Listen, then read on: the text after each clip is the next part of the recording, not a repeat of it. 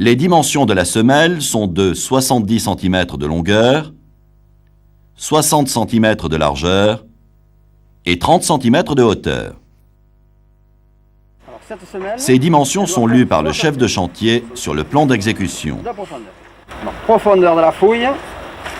Alors la profondeur 65. 65. Hein. Voilà, ça c'est pour la fouille.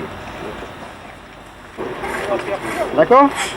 La fouille aura une surlargeur de 50 sur les côtés pour faciliter la mise en place du coffrage.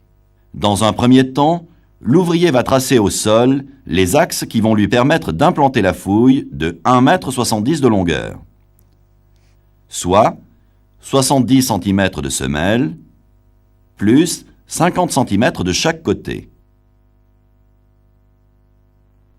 La largeur de la fouille est de 1,60 m, soit 60 cm de semelle, plus 50 cm de chaque côté, pour une profondeur de 65 cm. Les repères sont matérialisés par le chef de chantier. Pour implanter, l'ouvrier s'aligne sur les repères des chaises. Chacun des repères est identifié en fonction du plan d'exécution.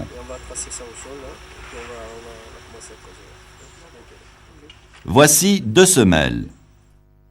Les semelles se trouvent positionnées à l'intersection de deux fils. La file en long est rattachée à la chaise marquée P. Ici, les semelles sont déportées par rapport aux axes. Elles portent le repère numéroté S10. Nous allons réaliser la semelle S10 qui est à l'intersection des deux fils. L'ouvrier tend chacune des lignes en référence à la semelle à réaliser sur les fils en travers et en long.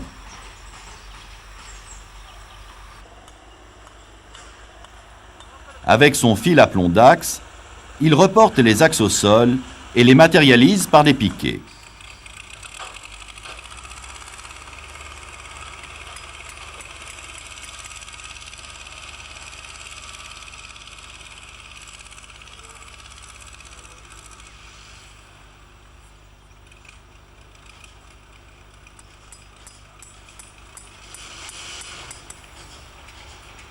Ces piquets métalliques sont protégés par des cabochons. Les piquets doivent être à plus de 1 mètre des bords de la fouille pour ne pas gêner le terrassement.